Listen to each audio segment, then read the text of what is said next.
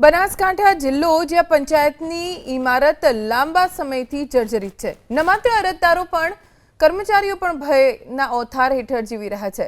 કચેરી 2 મહિના પહેલા જ ખાલી કરી દેવાઈ હતી।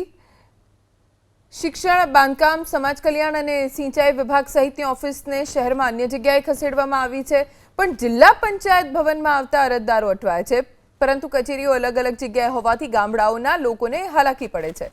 इमारत खाली करवाई परंतु समारकाम न थता अनेक सवालों उठी रहे छे।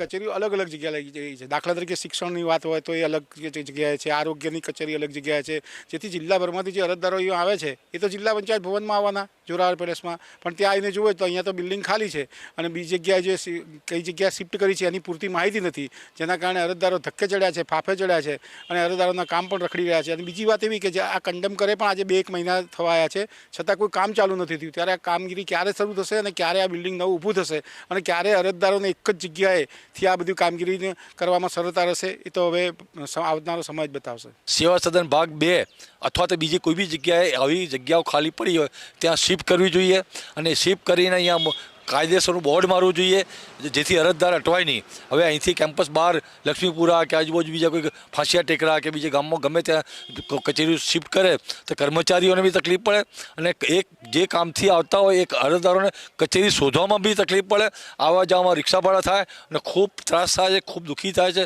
એના માટે તાત્કાલિક जिला पंचायतना जिला विकास अधिकारी होय के सरकार होय के ए बी होय अने धारासभ्य संसद में बधा भेगा मळी तात्कालिक आ रजूआत करे जिला पंचायत कचेरी जल्दी थी बने तो आ कचेरीओ ठेकाणे पड़े अने लोकोनी हैरानगति जे अड़धूत थई रह्या छे, हाडमारी भोगवी रह्या छे, ए हाडमारी बंद थाय।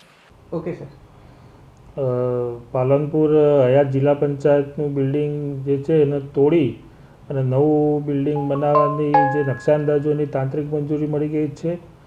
હાલ જે ઉપરના 3જો અને 4થો માળ છે એને અમે સલામતીના ભાગરૂપે શિફ્ટિંગ કરી અન્ય જગ્યાએ બીજી કચેરીઓમાં નજીકની કચેરીઓમાં એમને ત્યાં બેસાડી છે।